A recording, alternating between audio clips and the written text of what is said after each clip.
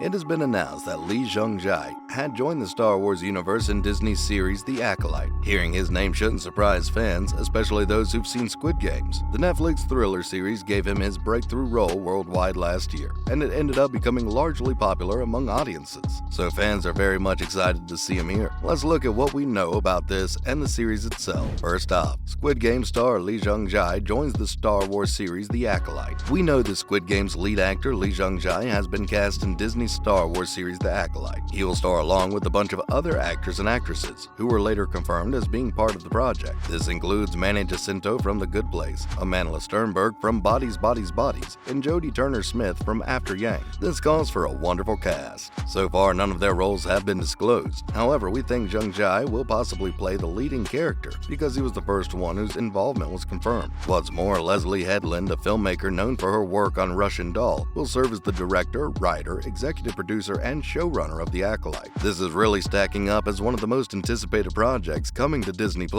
Lee's addition to the show will mark his next major role post-Squid Game since the hit Netflix drama first introduced him to global audiences. On the 12th of September, he attended the Emmy Awards and became the first Asian to win Best Male Actor in a Drama Series. Next up, what do we know about the series? So far, we don't have all the details we need to formulate an opinion on The Acolyte, but there are some general plot details that have been revealed. It's been described as a mystery thriller that'll take viewers into a galaxy of shadowy secrets and emerging dark side powers. It'll be set within the final days of the High Republic era. Further details about its characters are yet to be known, but the project title references a Sith in the beginning stages of their training under an experienced Sith Lord. Also, Lucasfilm described the series in official Star Wars press releases as focusing on dark side Force users in the Old Republic. In an interview on the 17th of May, Headland said it'll take place around 100 years before The Phantom Menace. Now that we know the setting and have some ideas of what the show might be about, the actual plot, similar to Jacinto's character, is being kept under wraps. There is no release date as of yet, although filming will begin soon, so we think a late 2023 or early 2024 launch date on Disney Plus is likely. Still, more information should become available when the series starts shooting. Coming up, some information about Star Wars Ahsoka. Just like Acolyte, Star Wars Ahsoka is also an upcoming series that fans are looking forward to. In fact, it's almost done filming, so they're wondering what they need to know about it. Dave and John, the creators of the show, said they're hopeful they can build on the same interest for Ahsoka that had been demonstrated several times previously. While select fans saw that first footage unveiled as a part of the Star Wars celebration in Anaheim earlier, there haven't been many updates from the set since the expo took place. Not just this, but many other fan favorite characters will also be returning in it, some of whom will actually be making their first live-action appearances. The Rebels cast members such as Hera Syndulla,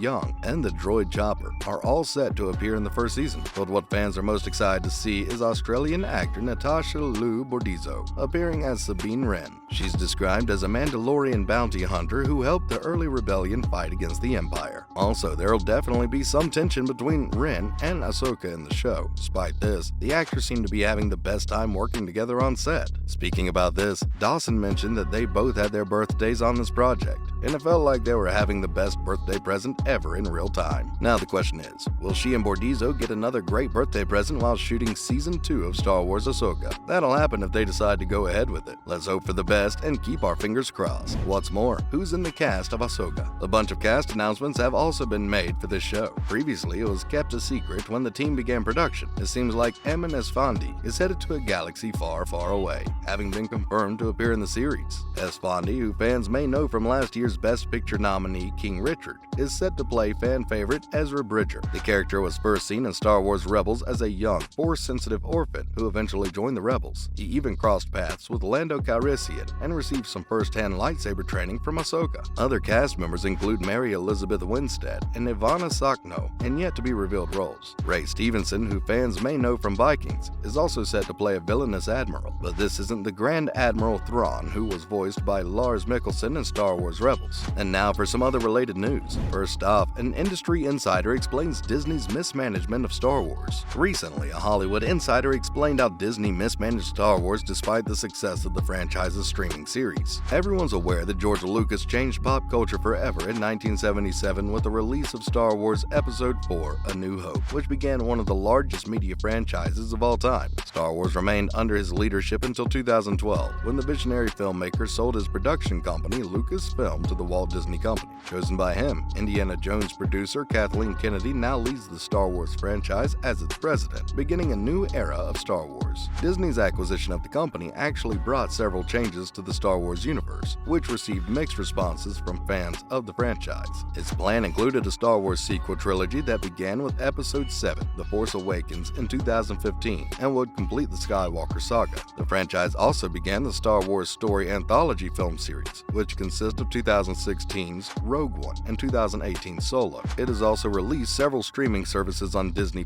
such as the critically acclaimed The Mandalorian. While the success seen from The Mandalorian led Disney to pursue a full slate of live-action Star Wars series that includes the recently released Rogue One prequel Andor and the upcoming Ahsoka, the production of Star Wars films has halted. Patty Jenkins' Rogue Squadron was just removed from Disney's release schedule, and Taika Waititi's untitled film has yet to report any progress or confirmation. This move away from Star Wars movies has led many fans to question the franchise's direction and Kennedy's leadership. Next up, Andor being called much better than Disney's other Star Wars shows. Andor is the fourth Star Wars series to launch on Disney+, but is being called the best-looking Star Wars show yet. Series like The Mandalorian or Obi-Wan Kenobi bring the Star Wars aesthetic to the small screen and look mostly great, but despite their high production value, certain elements end up looking oddly cheap. Star Wars has always set a new bar for cinematic spectacle, blazing new trails for visual effects and often creating new technology to get it done. The Mandalorian continued that tradition with the introduction of stagecraft, also known as The Volume, a soundstage with LED panel walls that has been used in every one of their shows so far except Andor. Even though the Volume's LED walls allow the filmmakers to create a realistic-looking environment without the trouble of blue or green screens or the expense of travel and building practical sets, it still has some flaws. Since its first Disney Plus Star Wars show to give up the Volume in favor of actual location shooting, the series' production value stands in sharp contrast to the other Disney Plus Star Wars shows. Lastly, Andor drops the S word for the first time in Star Wars history. The 3-episode premiere of Andor saw a very specific swear word making its debut in the Star Wars universe. Shit has finally been used in the Star Wars universe now. Posted to Twitter by various viewers, the clip was recognized by nearly everyone who watched the episode. In it, Sergeant Linus Mosk of the Corporate Tactical Forces of